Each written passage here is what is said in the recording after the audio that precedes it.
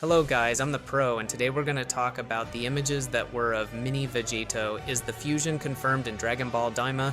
So this video already deserves your like, and if you're not subscribed to the channel, subscribe and activate the notification bell. Now let's talk about this news. And at the end of episode 7, we saw that Goku will start fighting against Tagami, who lives in the third demon world, the Protector, and very powerful being who protects the Dragon Balls of the Makai world.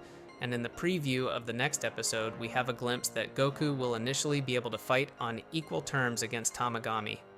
For Dragon Ball Daima to evolve, we need something new for the canonical Dragon Ball universe that will make many fans excited, which is the long-awaited transformation into Super Saiyan 4. Although GT is not considered a good anime, most Dragon Ball fans agree that it has one of the best or the best transformation for some, which is Super Saiyan 4. Bringing this to Daima will take the anime to another level, and many will want to watch it. But many wonder how Super Saiyan 4 will become canonical within the plot of Dragon Ball Daima? The answer is already in the anime itself. Dragon Ball Daima is an anime that serves to celebrate 40 years of Dragon Ball, so Goku becoming a child, using the magic staff again. All of this is a reference to classic Dragon Ball. Even the way the episodes are approached is very similar to classic. In classic, Goku meets Bulma after she finds the 4-star Dragon Ball that belonged to her grandfather named Gohan, and they begin an adventure for the Dragon Balls. Initially, it is just Bulma and Goku, but then other members join the group in the first phase of classic. The same is happening in Dragon Ball Daima. Goku embarked on the adventure of the Makai world with Glorio and Shin the Supreme Mr. Kaio, but soon after a new member joined the group, Ponzi, who is the princess of the third world of demons. Okay, but what is the relationship with Dragon Ball GT? It's simple.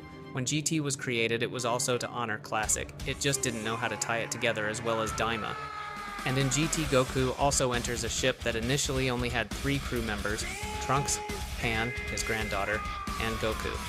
But then a new member joins the team, the robot Gil, so there are 4 members, like in Dragon Ball Daima, and we can still relate some characters from Dragon Ball Daima to GT. In GT, the one who piloted the ship was Trunks. He was the most serious one there.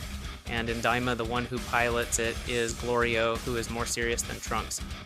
In GT, we have Pan, who is a very daring female character, and in Dragon Ball Daima, we have Ponzi, who is also daring and gets into danger. In her first appearance, she started causing terror in King Goma's military police. Another similarity between Pan and Ponzi is the name, which is very similar. But Ponzi is also similar to Bulma because she is an expert in fixing things, so she is a mix of Bulma with Pan from GT, but she also has similarities with Chi-Chi in Dragon Ball Classic, because in Classic, Goku is introduced to a very angry king, and this king offers his daughter in marriage. In Classic, Goku accepts, and he didn't even know what it was, and we had this same scene in episode 5 of Dragon Ball Daima, where Ponzi's father, King Kadan, offers Princess Pansy, that is his daughter, to Goku in marriage, but then we have a different scene. Goku cuts it off and says that he is already married, has 2 children, is an adult, and was turned into a child.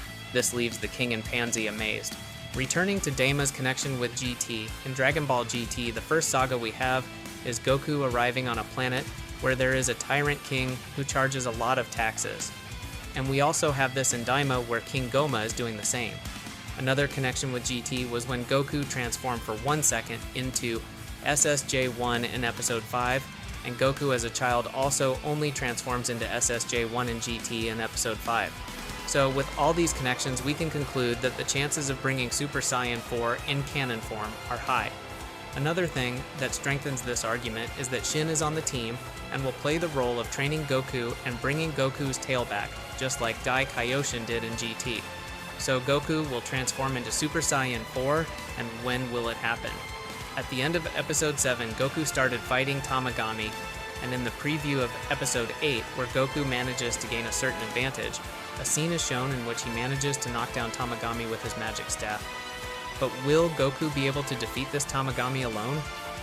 I don't think so, as he's still getting used to this body, so even if he manages to obtain advantages and even transforming into a Super Saiyan, he wouldn't be able to defeat him, unless perhaps he can use SSJ3, as it was said that the Tamagamis were stronger than Dabura.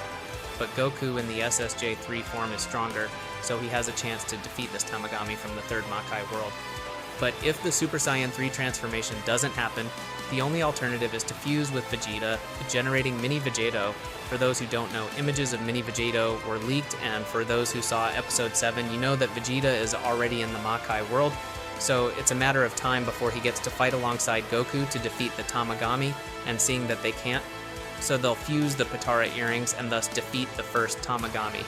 And I believe after that, they will go to the second Makai world to defeat the other Tamagami. And they will also succeed only in the final fight against 3 Tamagami, and also against Goma. The fusion will be undone with some magic, and with no alternatives to win the fight. Shin says that there is a way to increase Goku's fighting power, thus doing the training and bringing the tail back, and in the last moments, in the most important ones, Goku will transform into Super Saiyan 4, defeating not only Goma, but ending the plans of Shin's sister, Dr. Arinsu. And after this feat, we will have another retcon refuting GT. The Angels, seeing Goku's feats, will see SSJ4 as something much superior, and will call him to train with them and thus end the anime. Well guys, this part of the Angels calling may seem a little crazy and far-fetched, but Dragon Ball Daima has refuted a lot of things from GT, so it does make some sense. But Goku defeating everyone with a new transformation, that this new one would be the already known SSJ4, this makes a lot of sense that it will happen. Well, we have reached another end of the video, and I ask that you leave your opinion. You can disagree and bring other theories, I accept it well. And if you like this video, leave a like, share, and subscribe to the channel. And until the next video, and bye.